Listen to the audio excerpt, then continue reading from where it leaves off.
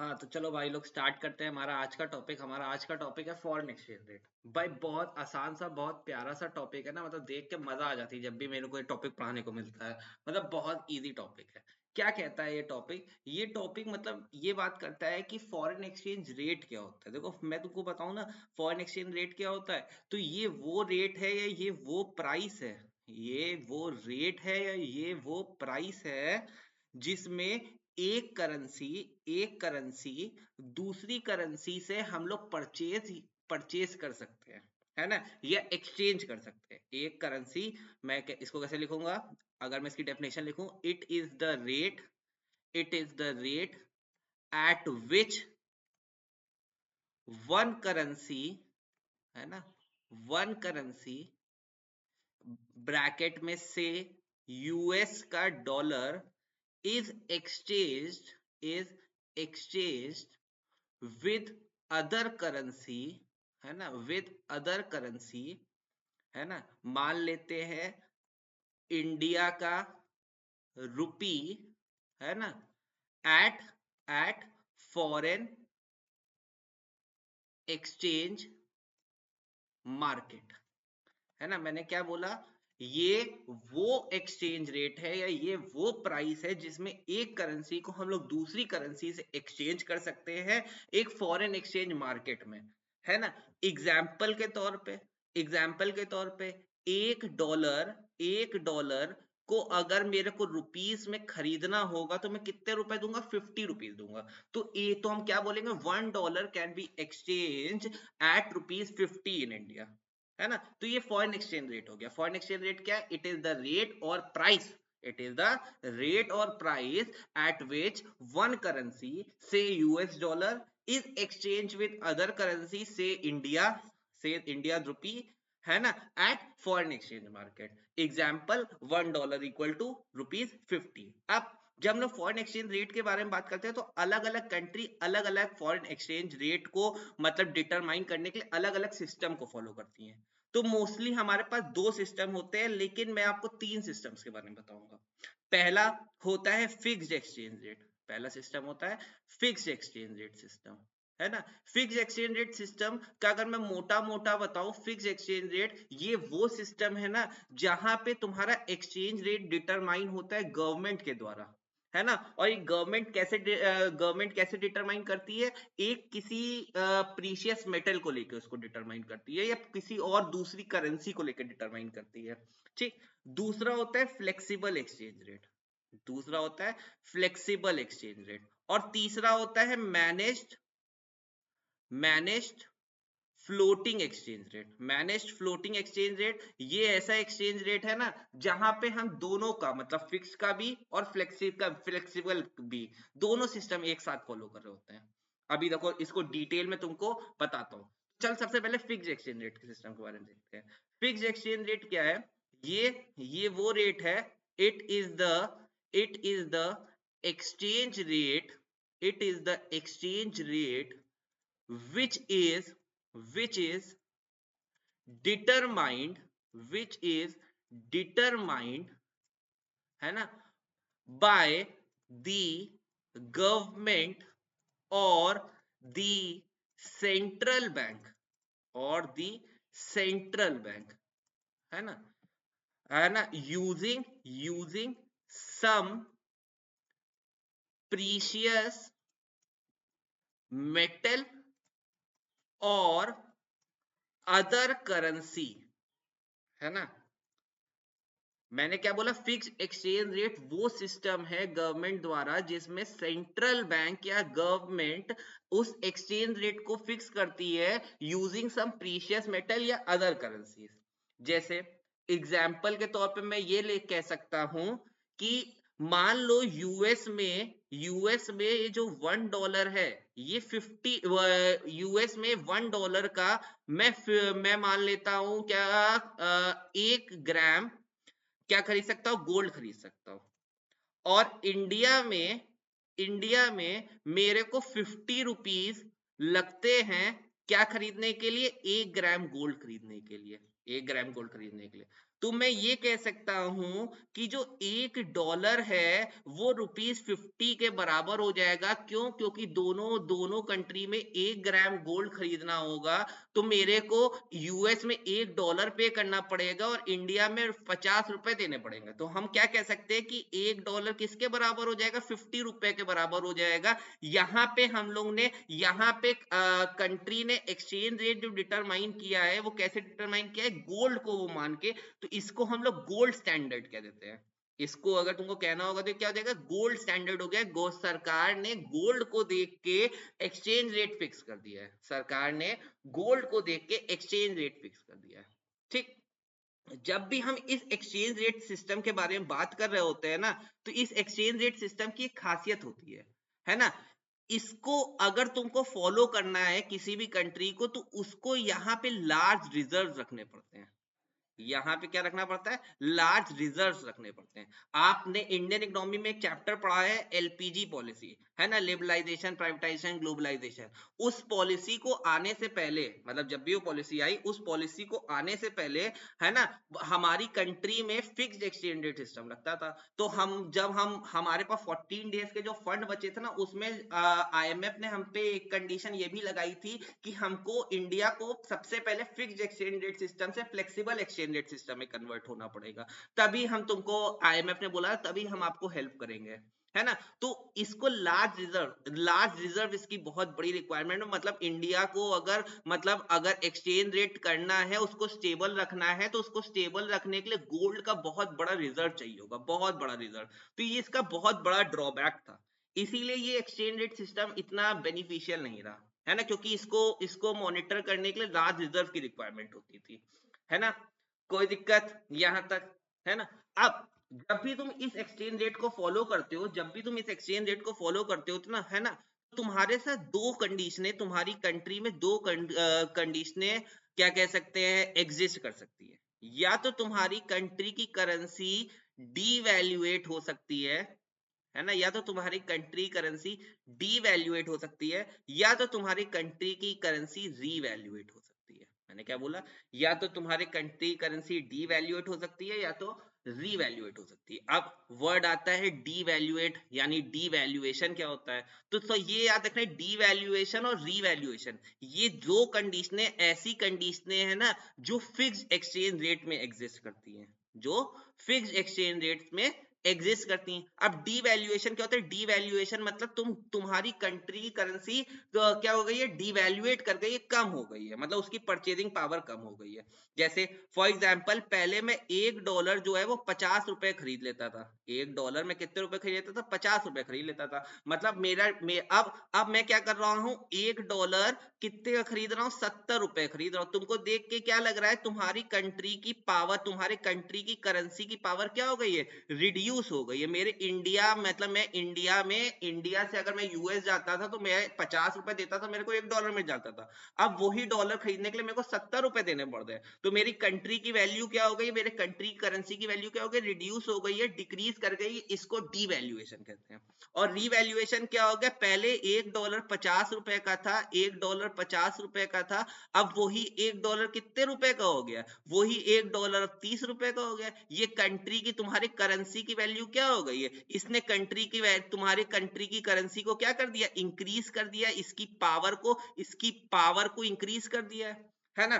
जब जब तुम्हारी कंट्री की वैल्यू रिड्यूस होती है, डिवैल्यूएट होती है, तो इससे क्या होता है? इससे तुम्हारे एक्सपोर्ट बढ़ जाते हैं। एक्सपोर्ट क्यों बढ़ जाते हैं? क्यों? क्योंकि वो सामान फॉरेनर्स को सस्ता मिलने लगता है। पहले फॉर एग्जांपल, इंडिया से कोई एप्पल खरीदता था, तो उसको उसको क्या होता था? 50 रुपीज केजी में एप्पल मिलता था। उसको कितने रुपए में मिलता था? 50 रुपीज केजी में एप्पल मिलता था।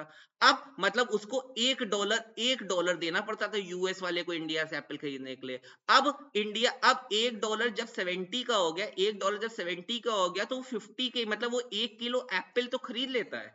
1 किलो एप्पल तो खरीद लेता है, प्लस वो $20 का कोई और सामान इंडिया से और खरीद सकता है $1 देके। मान लो वो ऑरेंजेस खरीद लेता होगा $20 के।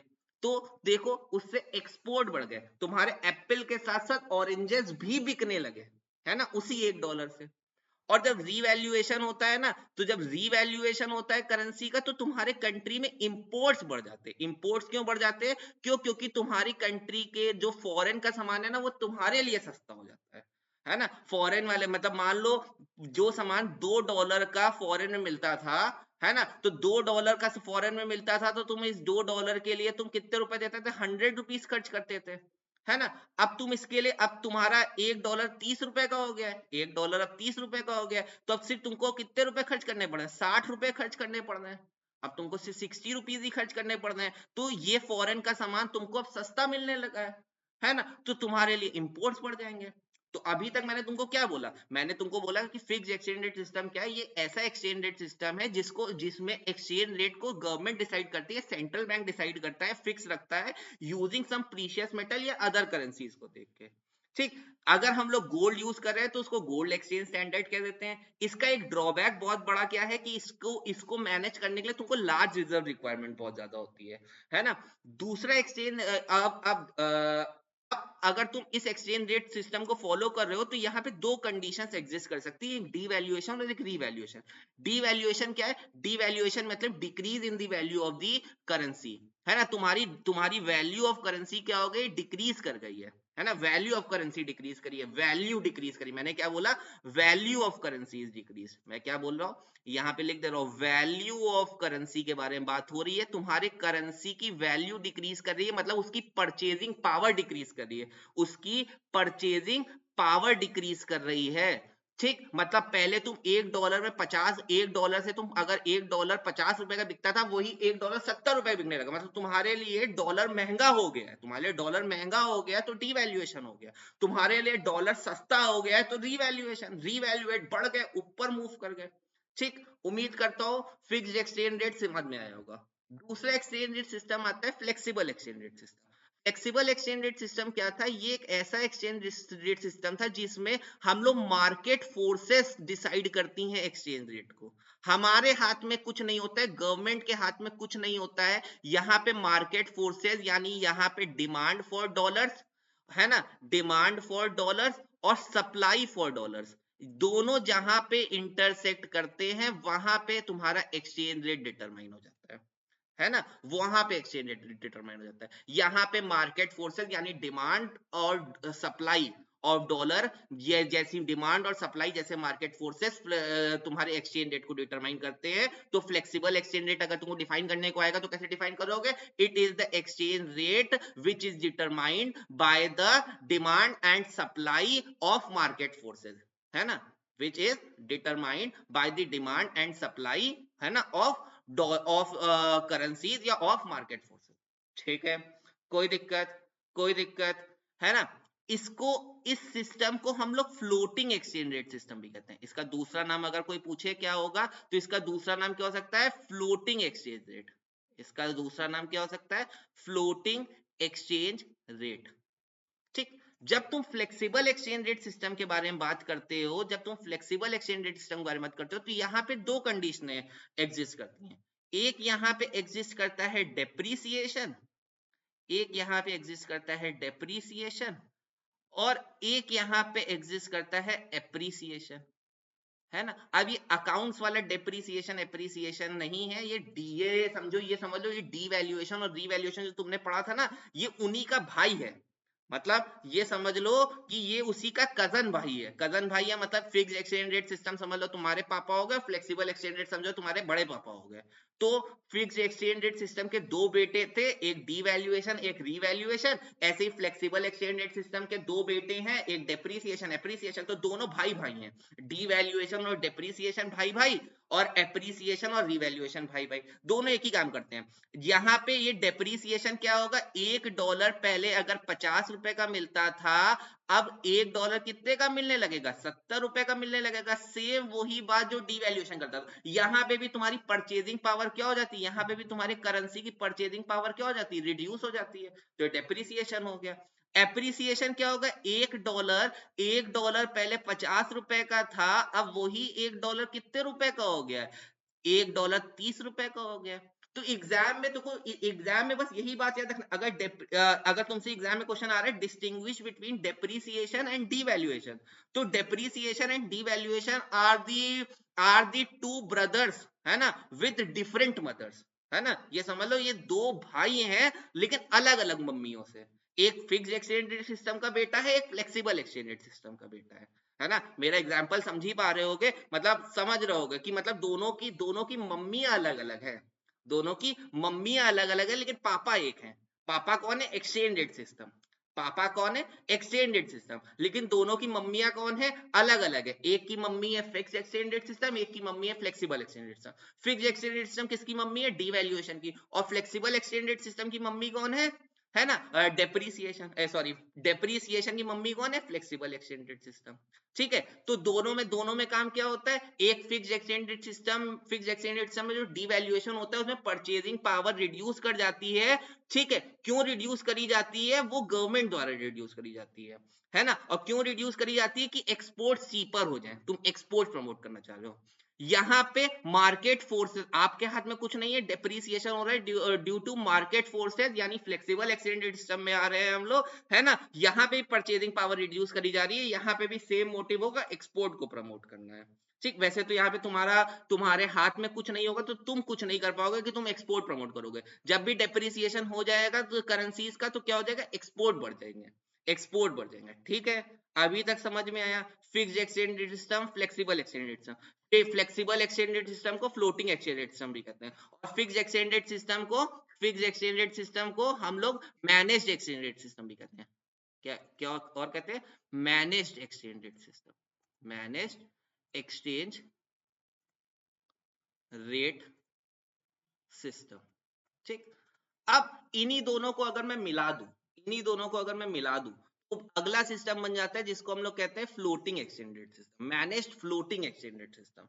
इसमें क्या होता है? इसमें पहले शुरुआत में इन स्टार्टिंग, है ना, हम मार्केट फोर्सेस पे छोड़ देते हैं। ये क्रॉस लगाया है, मतलब ये डिमांड, ये तुम्हारी सप्लाई है और ये तुम्हारा डिमांड है। डिमांड और सप्लाई के हाथों में छोड़ देते हैं, यानी मार्केट फोर्सेस के हाथों में छोड़ देते हैं, है ना। जब और एक सर्टेन लिमिट तक छोड़ देते हैं, मार्केट फोर्सेस के हाथों में छोड़ देते हैं up to a certain limit, है ना। जब ये सर्टेन लिमिट के बाहर अगर चला गया, है ना, तुम्हारा एक्सचेंज रेट इस सर्टेन लिमिट के बाहर चला गया, तुरंत गवर्नमेंट या फिर उस कंट्री का सेंट्रल बैंक तुरंत रोल में आ जाएगा। वो बोलेगा नहीं भाई, मैं तुमको जाने नहीं दूंगा। वो अपने रिजर्व में से पैसा निकाल के, रिजर्व में से गोल्ड निकाल के उस एक्सचेंज रेट सिस्टम को मैनेज करने लगेगा। मतलब अब वो फिक्स एक्सचेंज रेट को मैनेज करने लगा। ठीक है, उसको वापस से कंट्रोल में ले आएगा, उसको वापस से किस में ले आएगा?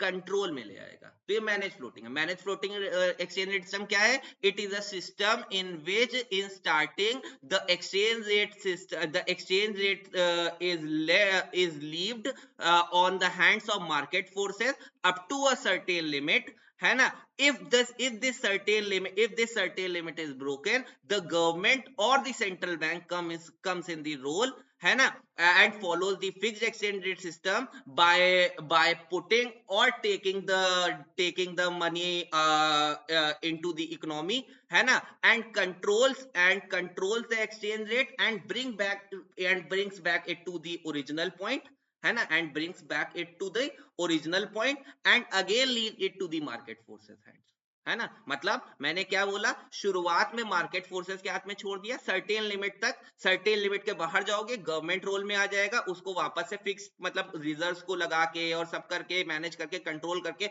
उसको उस लिमिट के अंदर वापस लाएगा, फिर मार्केट फोर्सेस के हाथ में छोड़ देगा कि चलाओ अब तुम।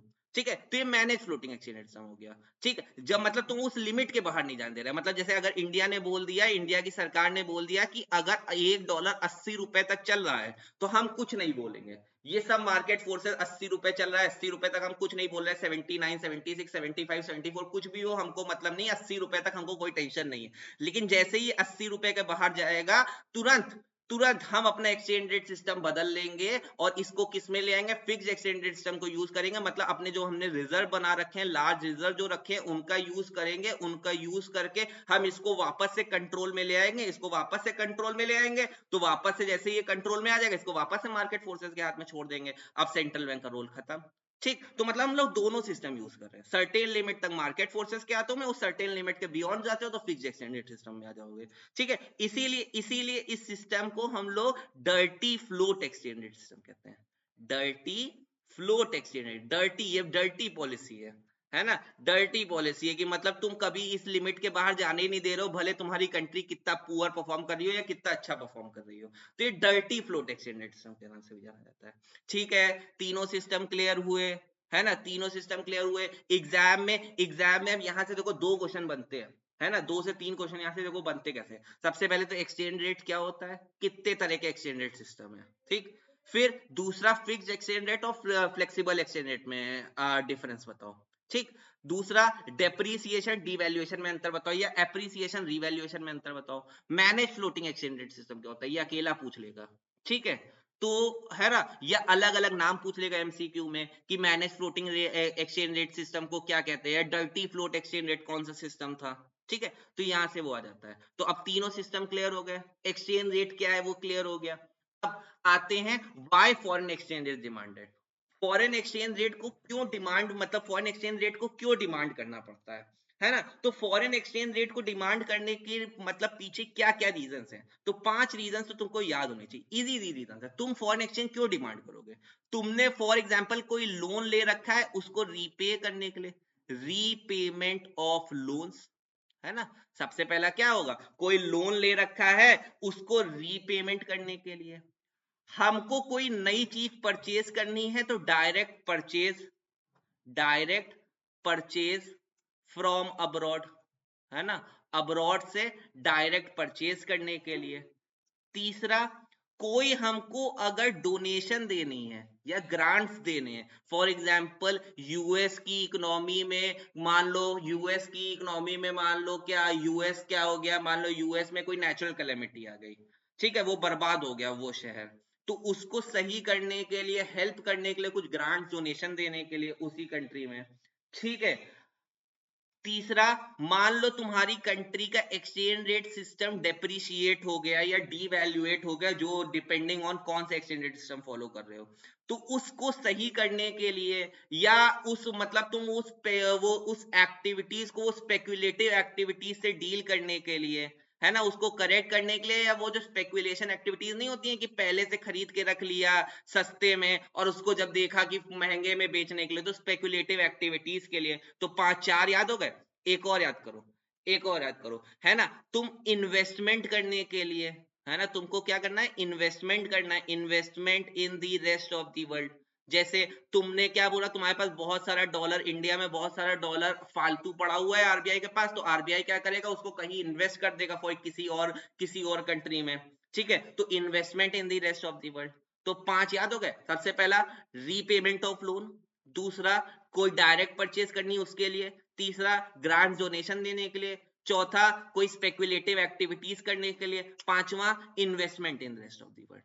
ठीक है, कोई दिक्कत। ठीक, अब अगला आता है, क्यों तुम, अब तुमने डिमांड देख लिया, तुमको क्यों, मतलब तुमको वो मिल गया है, तो तुम उसकी सप्लाई के लिए, मतलब उसको पाने के लिए, तुमको फॉरेन एक्सचेंज कहां कहां से आएगा, सप्लाई या सोर्सेज ऑफ फॉरेन एक्सचेंज, है ना, सप्लाई या सोर्सेज ऑफ फॉरेन एक्सचेंज।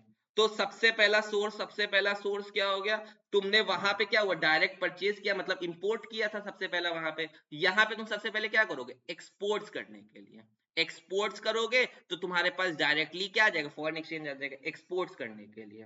ठीक है, लोन देने के लिए, या सॉरी लोन लेके, loan from the rest of the, from the rest, तुम्हारे पास पैसा नहीं है, तुम्हारे पास फॉरेन एक्सचेंज नहीं है, तो तुमने लोन ले लिया, loan from the rest of the world.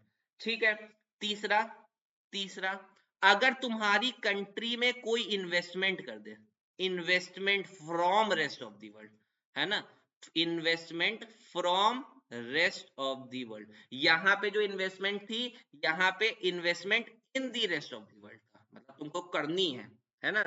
Demand उसके लिए, यहाँ पे अगर तुम्हारी कंट्री में इन्वेस्टमेंट आ रही है तो उसके लिए investment in rest of the world. ठीक। चौथा, तुमको अगर कोई ग्रांट, इंडिया को कोई ग्रांट्स एंड डोनेशन मिल गया, उससे भी आ सकता है। देखो सेम सिमिलर पॉइंट्स है, डिमांड पूछे सप्लाई पूछे तो मिलते जुलते पॉइंट्स हैं। ठीक है, तो तुम याद कैसे करने हैं, तो मैं देखो बिल्कुल सिमिलर पॉइंट्स लिख रहा हूँ कि तुम उसको याद कर लो तो ये वाला भी हो जाएगा, ग्रांट्स एंड डोनेशन। ठीक। फिर कोई अगर रेमिटेंस मिल गए, रेमिटेंस किससे मिलेंगे, remittances by the non residents, है ना, कोई रेमिटेंसेस मिल गए बाय दी नॉन रेसिडेंट्स, मतलब जो इंडिया जो एनआरआई होते हैं ना, उनसे नॉन रेसिडेंट्स के, तो नॉन रेसिडेंट से तुमको रेमिटेंस मिल गए। ठीक है, वो एक सोर्स है। तो डिमांड के सोर्स है, सप्लाई के 5 सोर्स है। ठीक है, याद हो गया, कोई दिक्कत है ना। अब अगला टॉपिक आता है फॉरेन एक्सचेंज मार्केट क्या होता है ना, फॉरेन एक्सचेंज मार्केट। भाई अभी तुमने क्या हुआ, foreign exchange rate, foreign exchange rate क्या था, जैसे अभी हम लोगों ने पढ़ा फॉरेन एक्सचेंज रेट क्या है ना, फॉरेन एक्सचेंज रेट वो रेट या वो प्राइस है जिसमें एक करेंसी को दूसरी करेंसी पे हम लोग एक्सचेंज कर सकते हैं इन फॉरेन एक्सचेंज मार्केट। अब फॉरेन एक्सचेंज मार्केट क्या है, फॉरेन एक्सचेंज मार्केट वो प्लेस है, या वो क्या कह सकते हैं, एक हाइपोथेटिकल प्लेस है ना, एक्चुअल में एग्जिस्ट नहीं करती कि ऐसी कोई जगह होगी, ऐसी कोई लैंड होगी, नहीं ऐसा नहीं है, हाइपोथेटिकल प्लेस है जहां पे तुम एक करेंसी को दूसरी करेंसी में मतलब सेल या परचेज कर सकते हो, है ना। तो अगर मैं लिखूंगा तो इसको कैसे लिखूंगा, it refers to the market, it refers to the market, है ना, for national currencies, for national currencies of different of different countries of the world, of of the world, for sale and purchase, है ना। अब foreign exchange market समझ में आ गया, मैंने क्या बोला, ये वो मार्केट है जहां पे नेशनल करेंसी दूसरी कंट्रीज की, है ना, वर्ल्ड में, ऑफ दी वर्ल्ड, है ना, सेल या परचेज करी जा सकती है ना।